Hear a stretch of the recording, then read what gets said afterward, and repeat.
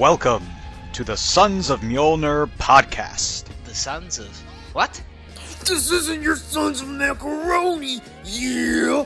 The Sons of Mjolnir? This is the Sons of Mjolnir, yeah, yeah! Welcome back, everybody, to another episode of the Sons of Mjolnir. As always, I am one of your hosts, Fat Thor. I'm Gorgon, and today we are really lucky to be able to sit down with Dan Powell and then Eric Foley-Chan about their new comic they have coming up called Neurocron. Dan, Erin, welcome to the show. Thank you all for coming on today. Thanks so much for having us. Yes, thank you. Of course. We read the book last night and we both are really enjoyed it. Gorgon is super big they are like the cyberpunk expert here, so this is totally up their alley. I am new into the futuristic cyberpunk kind of genre, but I really enjoyed this book. I love a good mystery, something that keeps me guessing and kind of hooks me. So we're going to get deep and nerdy into all of the book and all of this stuff. But before we do that, we typically like to do a sort of comic origin story, if you would, and ask people, how you got into comics and whatnot. So I was doing a little research on both you guys, and both you guys' major background is in TV and producing. So on top of comics, like, what did you read as a kid? How did you get exposed to comics? What was kind of your exposure to like writing for TV and like kind of pursuing that later on? So my first exposure to comics in general was when I was a kid. I have four brothers and so the older ones were kind of already into comics when I was kind of coming up, becoming aware of the world. And so sort of bonding with them, I have very vivid memories of us. Like, we grew up in the burbs on Long Island, and we just like ride our bikes down to Isuzu Comics, down by the like shopping center. And that was like our Saturday ritual. It was like we rode our bikes down and we'd stop at like the gas station to get like a bag of chips and like a soda because we were like free. And then we'd go and get comics. And the first title I really got into was X-Men. And, in Classic. the early to mid 90s was just perfect time for X-Men. And so that was really my introduction of just like kind of bonding with my older siblings and trying to be cool and part of that group, and then just developing a love of it on my own. And they're not as into it now, and I am, and that's fine. Surpassed all of them. That's fine. It sort of worked. I love Star Trek: The Next Generation, and I got into it. Brief tangent. I got into it because my dad loved the original series. And so when The Next Generation came on in like 1987, I was 7 years old, and I was like, oh, me and my dad are going to watch the show together. And I was like so excited for us to like have this thing we shared. And the first episode finished and he was like, not for me. And I was like, I love it. So then I became obsessed, and then it was just kind of my thing. You outlasted everybody. I did. I'm still here, baby. Let's go. I love it. So that was sort of how I came into that world as a consumer of culture. And as far as my creative background and my writing and my work in TV and podcasts and things like that, I started when I was in college. I started doing improv, and through that, I don't do that anymore. But I don't do that anymore, you guys. but I had a great time doing it, and I do think it made me a better writer, just in teaching me to not always go with the first straightforward idea you come up with. When I was coming up in improv, it was like, go with your third idea. Like, don't just go with the first thing that occurs to you. Like, think of something a little bit more unusual, a little more out of the box. And just taking that into my writing, I think really enhanced my storytelling. But that was sort of how I started writing, really, was being in that community. And then from there, meeting a ton of people. That's where I met Dan. That's where I met a bunch of people that I have gone on to work with over the years. And just starting writing for TV doing more, like, I guess started writing in like production, working in production, and then contributing creatively, and then started writing from there. I mean, it's a twisty, turny route to get to where you are today. Yeah, you just gotta let the snowball go. And I love too how, like, in, you know, early when you were doing the comics and stuff with your family, how it was kind of like an event and like getting the chips and stuff like that. And I think all of us who are into comics at a young age have that kind of memory, and probably why we're still doing this stuff in our adult years, because it, you know, brings us back to that little memory. So I absolutely love that. It feels special still. Dan, how about you? And how did you start getting into comics? I saw that, like I said, I couldn't really find you talking about specific comic runs or anything, but I did see you at Comic-Con talking about how you were going to hit the floor and pick up a bunch of books. So what books were you picking up? What was your kind of exposure to it, the medium? I mean, I definitely remember my first trip to a comic book store. I was 15. My friend Andy took me, and it just happened to be the same month they were launching Legends of the Dark Knight, the Batman run that was about, like, you know, Batman's early days, like, you know, immediately post year one. And so I bought the first copy of that. I think Shaman was their first story, the first 5-issue run, and just loved it. And from there I was hooked. And, you know, I was very much into Batman comics, especially since a few years earlier, Tim Burton's Batman, y'all are probably too young to remember what a phenomenon that was, but it felt like it really, I mean, I saw it 4 or 5 times in theaters. I was 10 or 11 years old. I made my parents keep taking me back, and just they wouldn't even see it with me. They just dropped me off and be like, I'm watching this again. But so I was always a big Batman fan. And then, of course, learned about, you know, the Dark Knight Returns and Frank Miller's work on Batman. And then I was also, it was the early 90s, so I definitely also read like Liefeld X-Men books and things like that. But I didn't really read a lot of like indie books or books that were sort of non-superhero books until later in life. It was actually at the beginning of the pandemic. So I collected Batman all through high school. You know, that was like the Nightfall era, and you know, the introduction of Bane and stuff like that. And I still have, like, you know, a half dozen of the cardboard boxes filled with like my high school floppies from they're in storage right now. But then at the beginning of the pandemic, I was kind of like, man, I really just want to get back into catching up on, and I've been working on this book for a little while before then, and I've been reading a lot of like, you know, new titles like Tom King stuff and things, you know, Mr. Miracle and Strange Adventures and things that I'd heard were really good in the comic space. But I basically was like, you know what, I sort of stopped reading continuity Batman when I was like 18 years old, and I'm just gonna catch up. And so I started buying like the trade paperbacks from when I stopped reading up until present day, and I finally have just caught up. Like, it took 3 years of nonstop reading, but I feel like I have a good idea of everything that happened. But yeah, and then along with that, every year when they, you know, list like the best ofs, graphic novels, you know, indie books, things like that. I love stuff by Drawn and Quarterly. It's not just, you know, fantasy and superhero stuff. I love autobiographical books, and yeah, just try to read a ton. I have a pretty huge collection. It's getting ridiculous, and now I no longer have space, so I have to put the overflow into storage. Oh, you are preaching to the choir, my friend. And it's especially talking about catching up. We talk about that all the time on this show.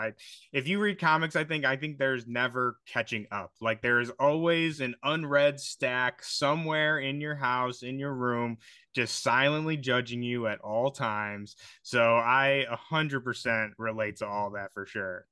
Yeah, and I'm a red stack of shame from here, and it's just judging me. I'm a completist, so I had to set some ground rules for myself in terms of like, okay, if I'm gonna complete my Batman collection, it's only if it's like Batman is the lead character or his name appears in the title.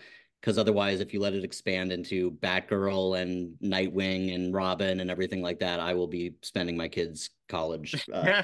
You'll literally be living in that storage unit. Yeah, and you'll never be able to read everything. You know, they put it out faster than you can keep up. Yeah, especially these days. you loved Batman and you loved X-Men, and you This is both never gonna work.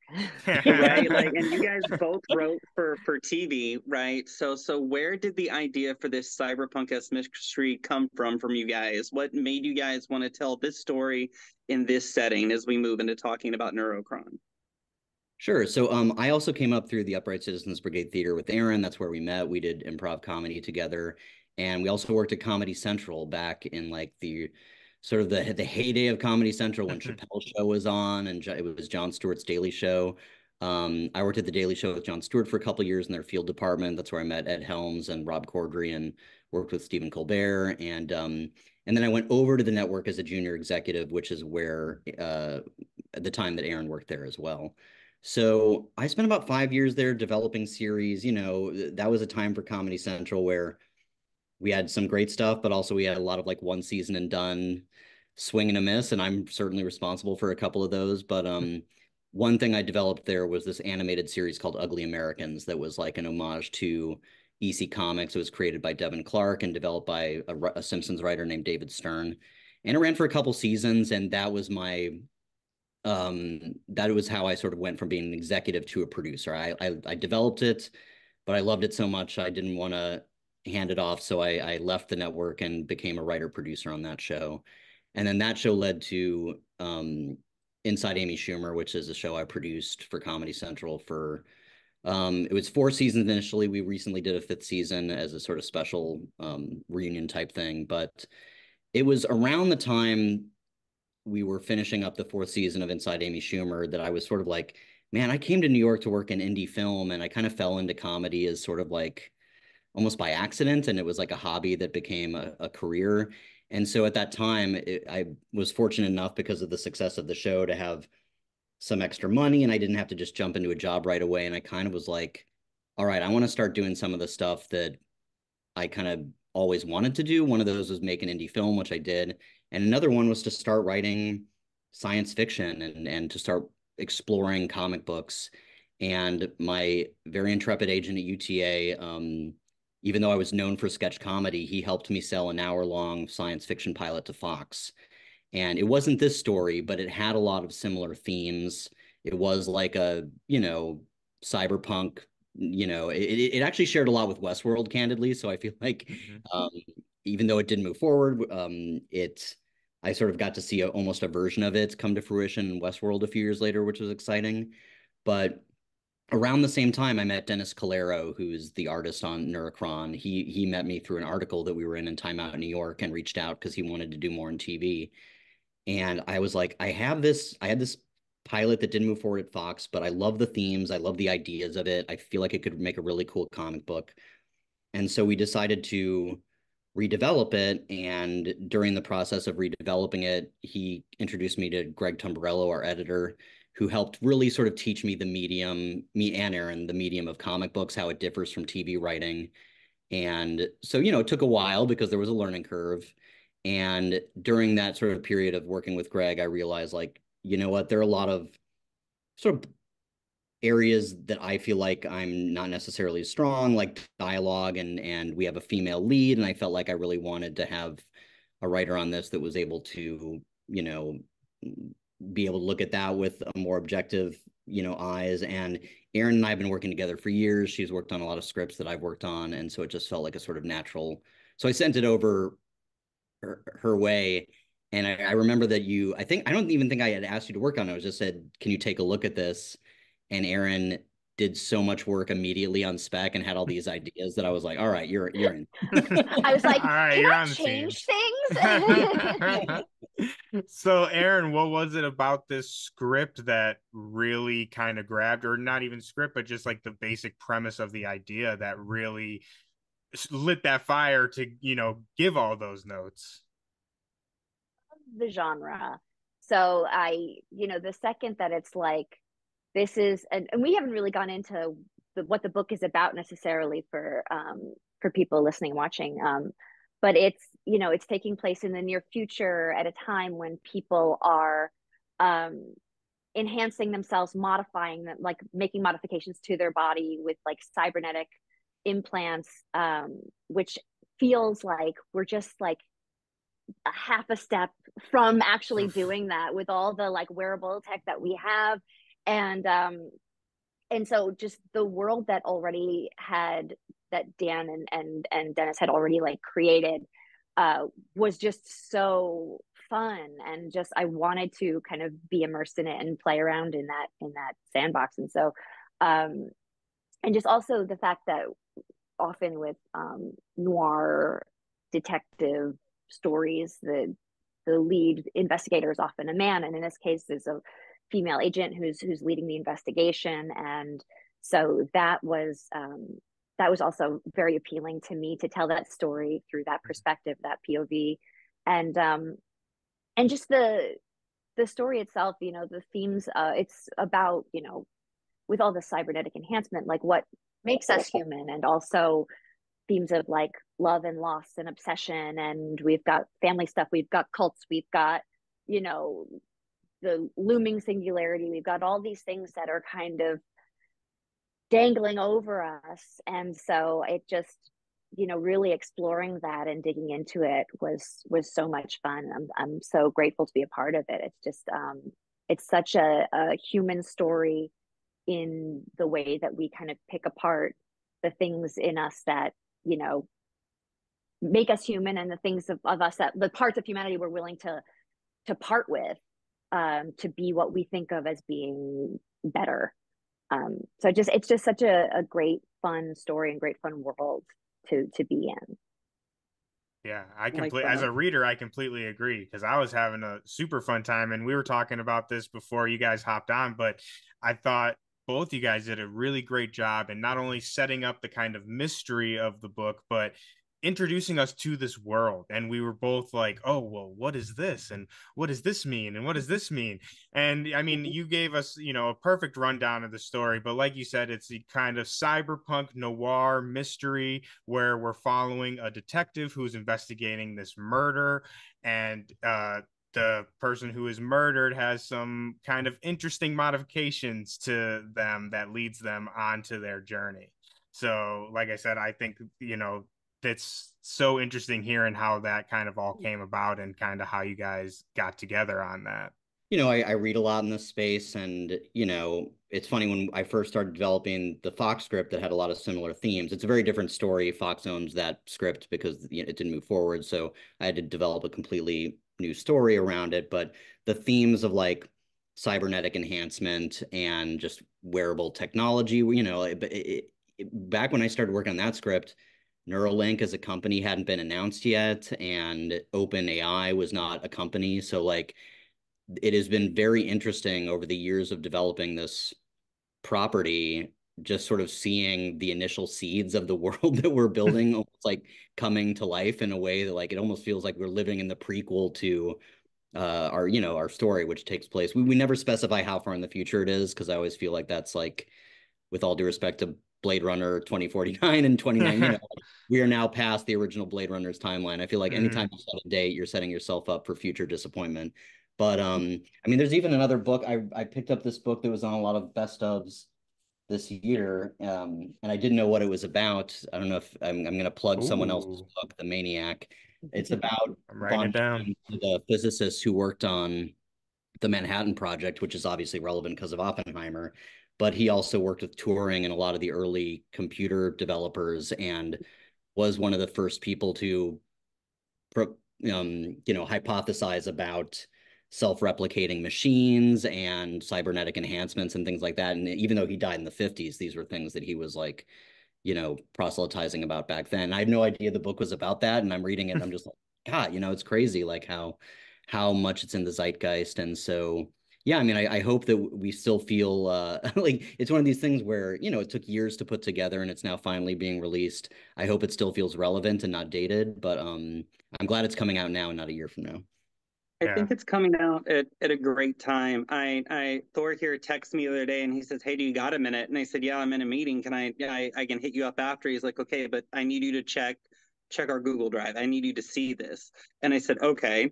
And I looked at it and he says, so I want to interview these people. And I'm like, no, let's go right now. And he knew that like when he did, I would be hooked. I am a transhumanist and I wrote my exit thesis over the future of synapse responsive neurally integrated prosthesis and like some of the things that we're testing currently with like veterans and such. And like, so I'm obsessed with like cyberpunk and how close we are to this reality.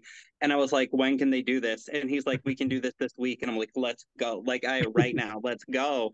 And I love that Erin, you particularly were talking about the differences in the human augmentation. This will, and you too, Dan, with it. And I love that you mentioned Blade Runner. And there's a lot of excellent, future punk, cyberpunk-esque media out there, dating back specifically like the 50s, the 40s, even some in the 20s, very early on, talking about where we go with human augmentation. And there's always this like difference between the upper class and the lower class, right? Because obviously the elite will always have first access to whatever is newest and greatest to prolong their life over others.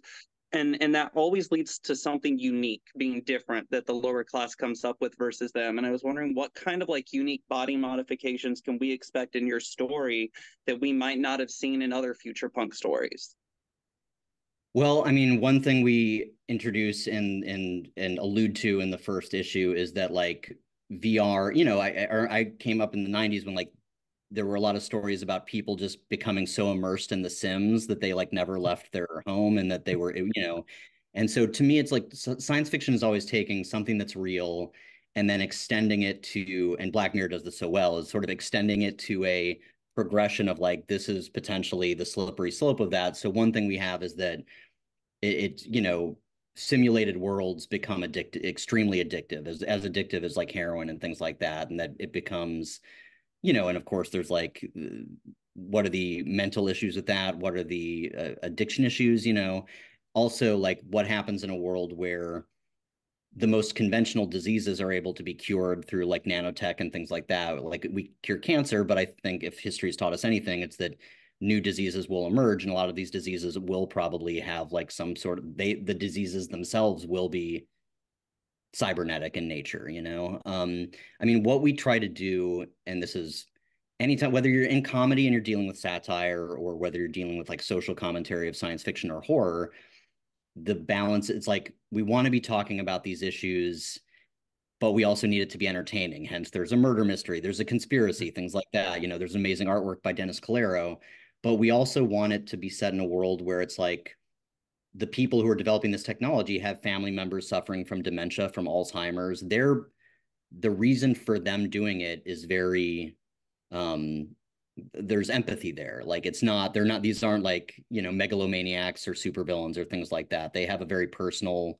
and real reason for pursuing technology. But then there's also, of course, and these themes are explored in Oppenheimer as well, which is just like, you might have the best intentions, but then what are the unintended repercussions of this? And of course, we live in a world where we live in a surveillance state. We live in increasingly, a world where capitalism and the government are increasingly like fused together.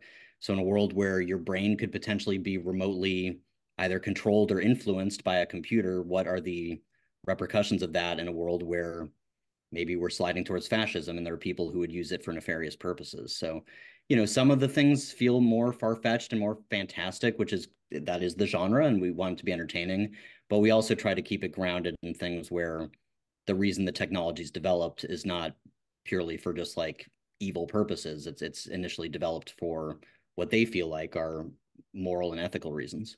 I like that. All right. Well, and I love that you bring up moral and ethical reasons in this whole, right? You guys even have Amazon in your first issue, right? A joke on that with it, which could, obviously be asked a million questions over like morals and ethics of like the companies that are still standing and exist from now to here in this distant future with it. And I find moral and ethical themes are always a hot topic of conversation when we're discussing the future, because it seems like it's almost inherent. We all imagine a world where corporations have taken over and the line between them and how they control politics is no longer a line anymore, that it's just outwardly in your face.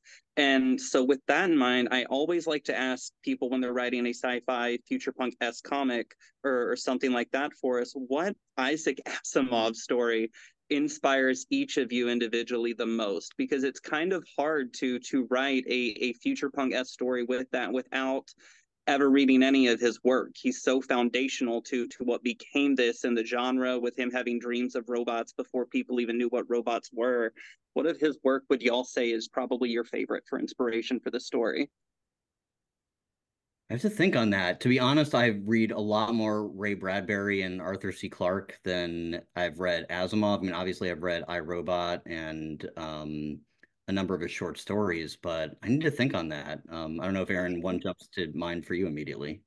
Well, I mean, even just I, Robot, I think is the most, like, obviously, like the thing that comes to mind immediately for most people. If you're not like encyclopedic with Asimov's work, like that's one that pretty much everyone, I did not murder him, that comes to mind for everybody.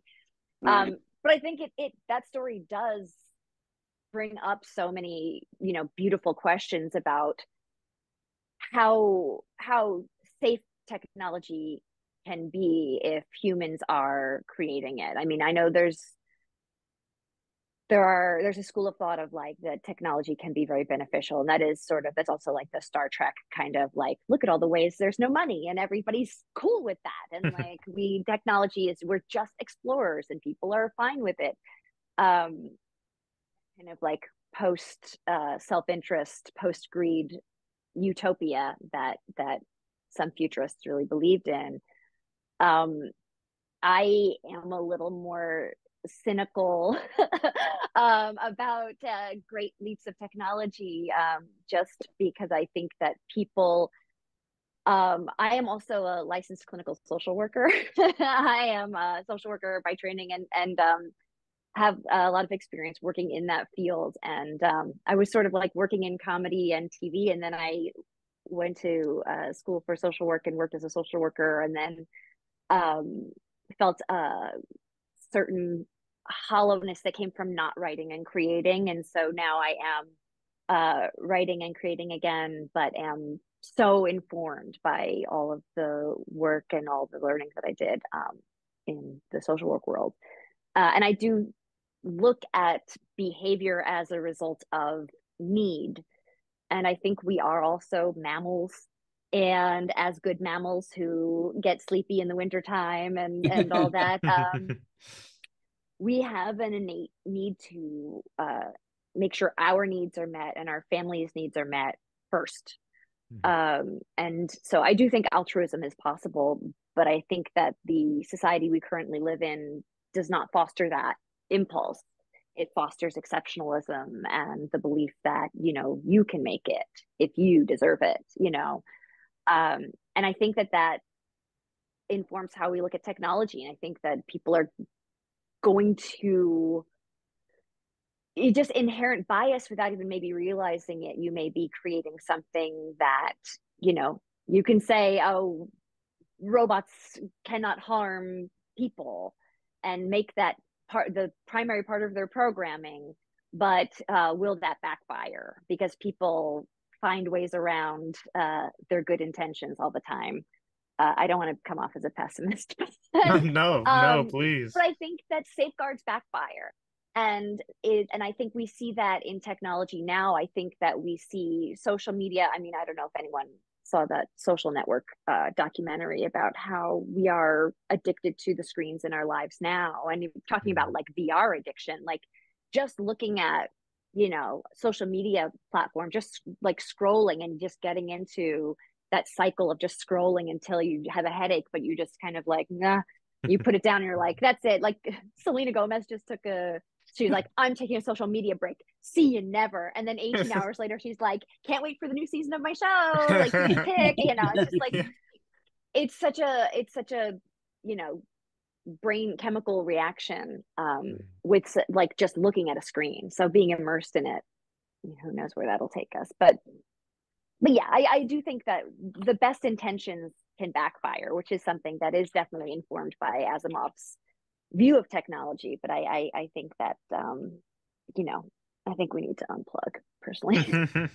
It's not, it's a very different story than this one. And I know they made a TV version of it. I haven't seen it yet, but I read Foundation, back in high school. And I think about it often just because I feel like the one sort of central point of the premise is, as the main character is, Harry Seldon is predicting the future of the Empire using, advanced like algorithms and things like that. And basically comes to the realization that like this empire is even at what appears to be the height of its strength is just years away from crumbling. It does feel like we are sort of in like end stage of the American empire here. And I know, Alex Garland, whose movie Ex Machina was hugely influential, has that movie Civil War coming out. He's addressing it there. But that's an Asimov piece that I think about quite a lot as the first of the Foundation books. I also, in the sort of similar genre, Arthur C. Clarke has a book called Childhood's End, which is sort of a very different approach to the singularity, but is about like the evolution of mankind from one stage to the next. And it's a sort of haunting book, but especially because even though it's very fantastical in terms of what happens, involves aliens and things like that, there is that sort of existential dread of the people who are left behind and the people like literally the parents of, where it feels like we are about to be superseded by the next stage of evolution. And what does that mean for us? And what is, like, is there a future, is there a future that includes like Homo sapiens? And, this is something that Harari addressed in Homo Deus, the book that he wrote after Sapiens about like the future of the species. But I don't know. It's all I'm free associating with the books I've read over the past couple of years. But that's but something that Neurocron really is going to ask the question of what makes us human, what drives within us really define humanity, and can you enhance that? Yeah, I love that. I had a great run in the second issue where she talks about the ship of Theseus as a metaphor for cybernetic enhancement, which is at which point are you the same person? And then a very similar monologue was in WandaVision, and so we took it out and replaced it with something else. But I really love that monologue. It was beautifully written. Damn, they ripped you off. I mean, it's the danger of working on things that take a long time to make, and so we took it out. But I was really bummed because I was really proud of that. But they did a great job with it as well. So yeah, I mean, and I love that too. And just hearing about all the kind of influences that went into this story, I think you can really see that in the story. And that kind of leads me to one of the questions that I had was like, we're talking about all these, books and other movies, stuff like that. And I feel like in the world of sci-fi, I mean, this is why you guys are writers and I'm just a guy who just talks about this stuff on the internet. But I just feel like that would be such a daunting task to like come up with a new sort of futuristic world and not like copy Blade Runner or cyberpunk, you know what I mean? And like I just am curious for both you guys, like what was kind of the process like? I know we just talked about all these kind of influences. I'm sure all of that had a hand in it, but making it distinct and putting your own stamp on it. Yeah, that's something. Oh, go ahead. Oh, please. I was just gonna say, I think that's something that every artist is, no matter what genre they're working in, no matter what they're creating, is how do I make this unique to my voice? How do I make this something that's never been done before? And I think that can be very stressful if you feel like something you're doing is derivative of something else. But I also think that it's important to remember that the person who is creating the thing, the person, the artist, is a unique person, is the sum of all of their experiences. And so, part of when you start creating is finding your voice. But when you have your voice, any story you tell, hasn't been told by you yet. You know what I mean? Like you're going to bring your perspective to it, just inherent to you being the person who's writing it. And so I think to a certain extent, you have to kind of let go of the pressure of like, everything I do has to be completely, isolated from the creative world that I'm coming from. I think you be on the lookout for making sure like there's a joke in a song from Frozen that was like, that sounds familiar. Oh, that was from Arrested Development. And later the writer was like, Sorry. It was Whoops. just kind of rattling around in there, and I didn't, but I think we sometimes do have things kind of rattling around in our minds from other art, and we have to kind of be on the lookout for that. But I think we are, writing in a genre that we love, and so there will be homages to other things that we love in it, but told through our voice, through our story, through our characters that we've created, to hopefully put our own stamp on it and make it feel like something that is in a genre that's familiar, but a story that is unique. Yeah, I feel like at this point, cyberpunk is as much an established genre as like zombie or like high fantasy. And look, there can only be one, I'll say, if you look at The Walking Dead, which is an incredible work, obviously it owes a lot to Romero. If you look at Game of Thrones, obviously it owes a lot to Tolkien, but they're also updated for the time that they're in. Even like, zombie is great because it's one of these things that can be a sort of universal metaphor for, there are things that zombies are a metaphor in modern day zombie films that didn't even exist, when Romero was making Night of the Living Dead. And so what's great about it is it becomes a sort of, universal genre that you can map the current issues of the day onto. And so that's what we're trying to do. Look, the issues of 2024 are very different than the issues of like the early 80s when Blade Runner was made. I'll be the first to say this owes so much to William Gibson and so much to Ridley Scott. But at the same time, we're trying to explore issues that really through the lens of 2024, as opposed to rehashing issues that are no longer necessarily relevant.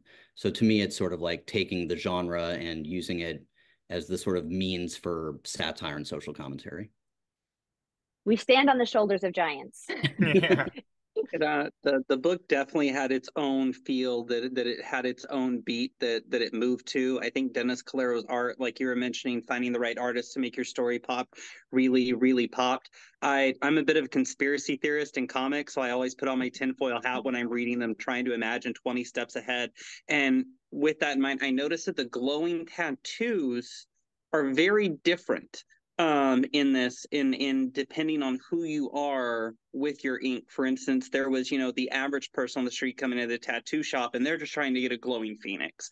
But I noticed most of the other people almost seemed to have symbols that were almost some form of symbology going on with them. And at the end of the first issue, we finally get to Kron, and Krons look very different than everybody else. It almost has this Oracle-esque feeling to it. And I went back and I'm looking at the synthezoid that we can assume came from him, and their markings are different. And I'm wondering, like, are these markings going to play into something later, or am I just absolutely insane? Maybe a little both. I mean, to us, this was one of these things where it's like, in a lot of the reading about transhumanism and things like that, it does, some of the behavior did to me, it always occurred to me, some of the devotion to it could become almost cult-like in nature. And if you had someone that was both a literal genius and also charismatic, and frankly also maybe a little bit mentally unstable, they could absolutely create a sort of cult of personality around the singularity and because how different is it from Heaven's Gate in terms of like, you'll transcend your physical form and aliens will take us, or you'll ascend to a higher plane. Like the technological singularity is not super different. So the tattoos that they sport are very much like, membership symbols and diagrams of like a very specific sort of cult that this guy is building. That's why they look different than someone coming in off the street. But I mean, tattoos have been used in, ritual and mythology and for centuries now. So we just felt like, all right, what's the technological version of that sort of symbology and, semiotics?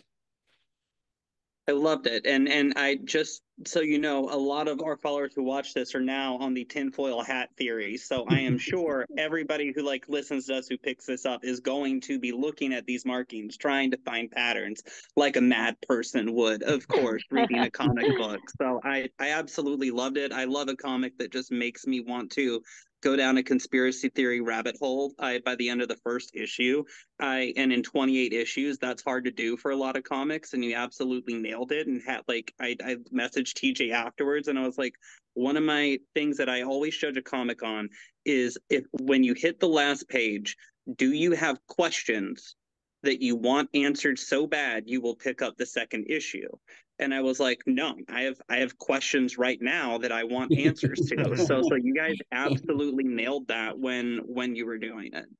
Oh, thank you so much. I also just want to Thanks so shout much. out Denis Calero, our artist, who, I mean, you can see his one of the variant covers behind Aaron's head right there.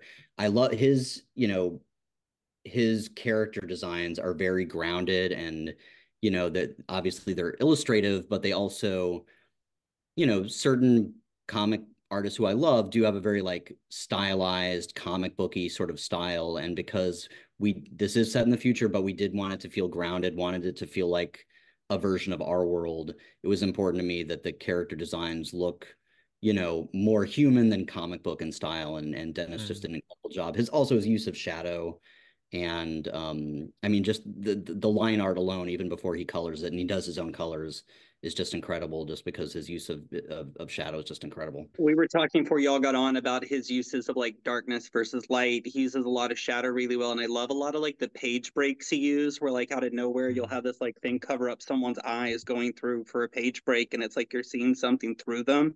I was really enjoying that as I went through it. Yeah, 100%. And you know, hopefully Dennis will be watching this once this airs. So we thank you so much for your incredible work, buddy. Hopefully we can get you on next time. But yeah, I think his artwork and the way that he sets the scene and lays and the layouts of the scene really amplifies the writing, and just really, at least for me, enthralled me into this world. And like I was like, okay, we're here in 20 something something something, like you were talking about earlier. You're intentionally keeping it kind of ambiguous, so like there's reference to Elvis in there, because I'm like, wait, these people know who Elvis is still. So I love that aspect that you guys are playing with it too. And I think, like I said, Dennis's art really brings that all to life. Yeah, I mean, it definitely takes place in the 21st century. I mean, a few times it does, for story purposes, need to mention a year, but we literally pixelated the years. So hopefully we pixelated well enough that you can't, if whatever's under there is arbitrary, because it was basically obscured. So we definitely don't have a year in mind. This is one of these things where you know, probably a couple decades in the future is sort of the idea. So, you know, there's still the way we still are aware of Marilyn Monroe or things like that. There are things that are decades past that people are still aware of. I also assume Amazon will still be around. Unfortunately. Y'all mentioned Amazon in there, and I like that, being like, you know, some corporations still exist within the future, right? With it being not so distant. And I love, like, Erin, you keep talking about it being grounded. And as a fellow comic reader who started early on with X-Men like yourself, I wonder, do you think in this future world you've created in terms of grounding that they still have comics, something to give the kids hope? You know, I think that there definitely are comics, a version of comics in this. I mean, this is our world. So yeah, I would say sure. I mean, it would be interesting to see what comics are in this world, where they probably would have some kind of technological component to them, some kind of VR kind of interface with comics for kids. Yeah, I mean, we have the iPad generation now, so yeah, I think they're watching them on tablets or their motion comics. But I also feel like in the way that vinyl has made a comeback, because it is, you know, I feel like there's nothing like a physical book with printed on paper. It's so different, even than just, I love looking at the digital version of Neurocron, but I will say, if you're watching this and you're inclined to get a copy, it just, Dennis's art on the page is, you know, there's nothing like it. And so I don't know, I feel like in this future it would be like the equivalent of vinyl records, where it's like, you know, the real true believers still get it on yeah, they get analog books. Yeah. I wanted to talk about really quickly before we get onto the Kickstarter and all that kind of stuff. I wanted to ask you guys both about Agent Morales and, you know, kind of her character. I feel like obviously I don't want any spoilers. I want to discover this for myself too, but I feel like there's a lot more that we are going to learn about Agent Morales and kind of her place in all of this. So I just wanted to ask if you guys could touch a little bit on Agent Morales, how you came up with that character. I know you kind of touched on this a little bit earlier, Dan, but like I said, how did you land on Agent Morales, and if you guys can allude a little bit to what we might find out about her. Well, I want Erin to speak to her, but I'll say, I wanted to start with a female investigator because I knew that this would lead to like some tech titan, moguls that are analog for some of the ones in our present day who are almost exclusively men. And I really felt like I wanted the person who is unraveling this conspiracy to be someone that they might like underestimate or might be a little arrogant around. And so it just felt natural to have a woman be like the lead investigator. Also, as Erin mentioned on a thing the other day, the trope of like a noir mystery is that it is like a guy in a fedora, like behind, with like the femme fatale showing up to like instigate the events. And we wanted to sort of turn that on its head, and but in terms of like her backstory and stuff like that, I don't know, Erin, do you want to talk a little bit about that without spoiling too much? Yeah. I mean, yeah, without spoiling, she is the femme fatale. She is fatale. Yeah, she's got a lot going on. I don't want to, get into specific. I'll talk kind of broad strokes, but she's perfect. So much of this story is about love and loyalty is something that she really grapples with, and I think she's somebody who's got a lot that she's trying to not deal with, a lot that she's trying to not think about, and to have, to just like not be affected by these forces in our lives that affect all of us. And, she's someone who is trying to, while she's fighting for the future of humanity, she's sort of cutting off from herself parts of her own humanity, ties to family, ties to love, ties, experiencing her own grief. She's trying to separate herself from that, to be clear-headed and to be the best investigator that she can be. It's almost like she feels like she has to not really be in touch with humanity in order to save it. And she might just find that she needs to tap into that humanity a little bit more to get where she needs to go. But yeah, she's such a cool character. I really do love writing her. And we'll definitely learn through both context clues, and we'll have a couple flashbacks in a future episode about her past. And there are specific reasons why she works in law enforcement. There's specific reasons why she's drawn towards the FBI as like tech crimes units and things like that. And she does have strong feelings on transhumanism and the singularity that do play into her investigation, and frankly, influence her investigation for better or for worse. So yeah, that's all coming up in future issues. It's this miniseries is 4 issues. It's going to be in stores February, March, April, May, although a preview, there are some copies of our preview variant that's still on Kickstarter right now. You can also pre-order issue 1. And then the intention is that we're going to return to it with one more 4-issue miniseries that will complete the story probably in a year or so. So ultimately, it'll be like 2 4-issue miniseries that make up the complete story, and we will print it in like an omnibus, hardcover. But that's a couple years out, and we're still plotting out the back half of that story. But the first 4 issues that are coming out, it does have a resolution. So it's not going to be like ending on such a cliffhanger that you're like, but who did the murder? Who did this? Like, are they going to catch the killer? And what's going to happen? I have to wait a year. It's going to be, we're going to solve that murder, but, a greater mystery perhaps to come. As one door closes, another opens. We don't want to leave people hanging. The mystery that is set up in the first 8 pages of issue 1 will be solved, but then new things will come to light and the technology will advance in such a way that we feel like there's more to the story to be told. And that's the plan. I love it. And I mean, just the world, like we've been talking about, the world that you guys have created, I think is very rich for storytelling. So even if we do, take a break from Agent Morales, for, another miniseries or so, I think there's so much there to work with, so many stories to be told. So like Gorgon was saying, I left this issue with many good questions. Like, I want to know more, hungry to learn more. So I'm super excited to hear that there is going to be more. And that kind of leads us perfectly into the Kickstarter. So this is currently going to be on Kickstarter. You guys got a couple rewards on here too. I saw these metal bookmarks look freaking amazing. You can get as a reward as well as variant covers. So can you guys talk a little bit about, what people can expect from the Kickstarter? And I mean, the book looks beautiful as it is in the digital, so I can only imagine how beautiful it's going to look with the physical, actual physical copy.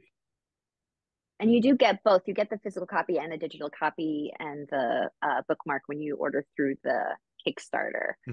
It's part of the Make 100 program on Kickstarter. There's 100 copies up there, so if you want one, go get it. Go get it, everybody. Go and get it. I'm for sure going to be back in this. I know Gorgon's going to be back in it too.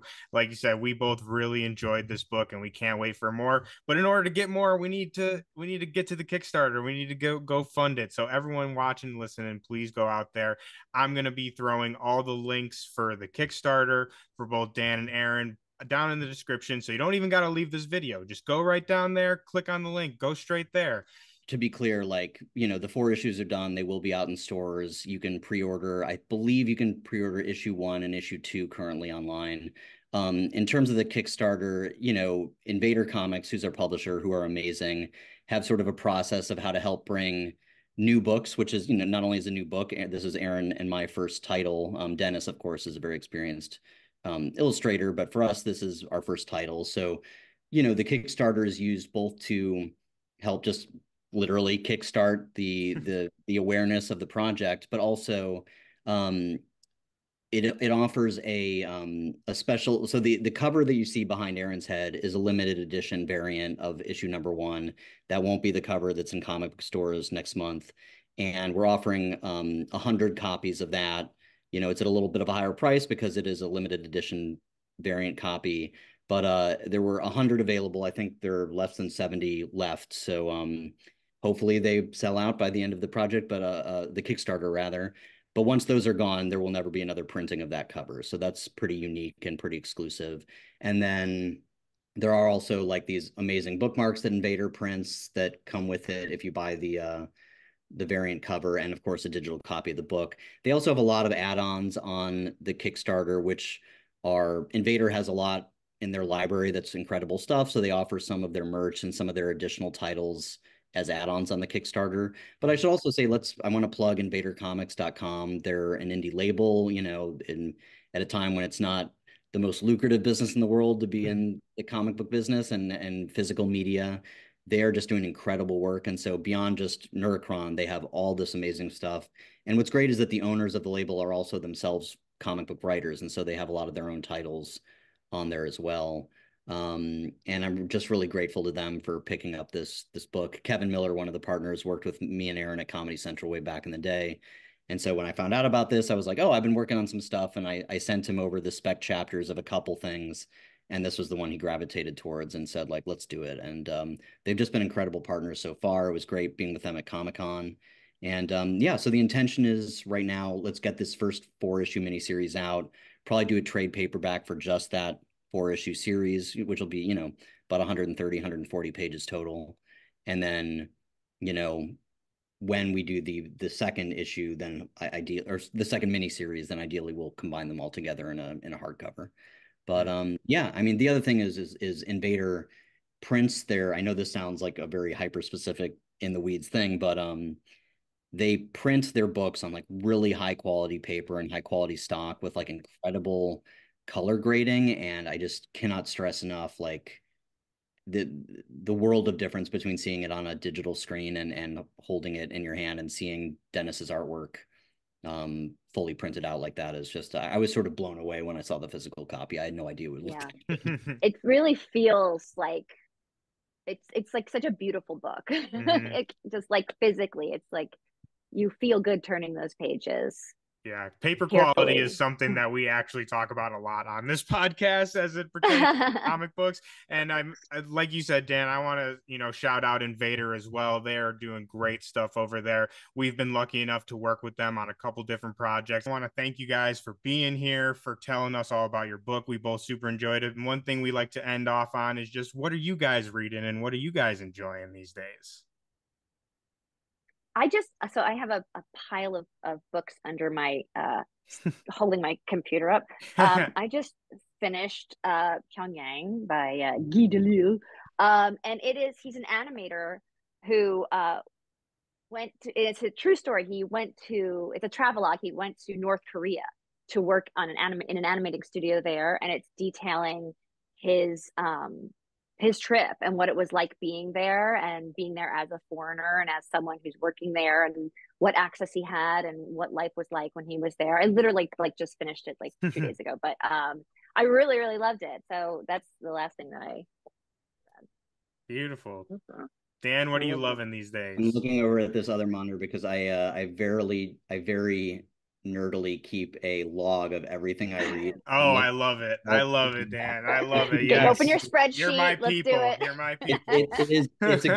It is a Google sheet, and I just rearranged it by date so I could. It's normally alphabetical by author, but now I'm like, all right, what are the last things I read? I love it. Whenever I'm sort of asked, I just read Monica by Daniel Clowes, who did Ghost World and 8-Ball. It's his new book. It came out last year. It is. I don't even want to say anything about it. Just like if you like Daniel Clowes' other work, like on 8-Ball and Ghost World, go get Monica. It's a self-contained graphic novel story that it's hard to describe what it is, but it's incredible. I love that. And I will also say I'm of course enjoying Monstrous and Saga. Like those are the two classics I'll keep reading until they're done. And I honestly, anything by Tom King these days, I think he's the finest comic book writer that's working right now. I mean, in particular, Mr. Miracle and Strange Adventures, just because. Also, Supergirl Tomorrow is also excellent. It's also popping up my computer right now. Love it. I was about halfway through and I realized, it's True Grit. He took the story of True Grit and just mapped it onto Supergirl's Rooster Cogburn, and it works. It's incredible. But that also just goes to show that you can just take something that's like a well-proven, tried and true story and make it into something completely new. And what I loved about his work obviously Sheriff of Babylon was very much about his experience in Iraq. But with, the two books, Strange Adventures and Mr. Miracle, he's taking these very, what could be considered extremely silly characters and silly premises and grounding them in an emotional reality where he's mapping a lot of his experience from Iraq in terms of the ethics of war, the trauma of war, and mapping it onto these decades old characters and doing something with them that's just sort of extraordinarily new and really moving. And of course the artwork was incredible, but I'm really loving his stuff. And then again, I know I brought it up earlier, but this book, The Maniac, is about, especially if you saw Oppenheimer and that's fresh in your head, it's about physics, it's about transhumanism, it's about artificial intelligence, it's about the singularity, and it's about just the role that math and science plays in not just our lives but the future of our species, and in a way that I can't even describe how he does it. It's just incredible. So that's something that's been I don't know, this book is going to haunt me. I wrote it down. I got it on my list because you sold me on it already. And I mean, we love Tom King over here. His Wonder Woman right now is just absolutely incredible. We just had a conversation about Supergirl Woman of Tomorrow. So you guys are reading some great stuff, I got to say. Great list all around. But again, thank you so much for being here. We cannot wait for Neurocron to hit the shelves. Everyone watching and listening to this, run to your comic shop, tell them that you want it, go to the Kickstarter. Again, all that is going to be in the links in the description. Again, we just had so much fun. I wish we could keep you guys here all day and we could talk more about science and nerdy stuff, noir, mystery, but we got to let you guys go. You guys got a lot of stuff to do. So if you guys enjoyed this episode, please consider us giving a like and subscribe. And also go to bcw.com and use code Sons of Mjolnir to get 10% off of all your bags, boards, anything you need to collect. We got you. We got it all right here. Thank you all for watching, and we hope that you have a fantastic week. Stay hydrated, and we will see you all next time. It'll be wonderful. I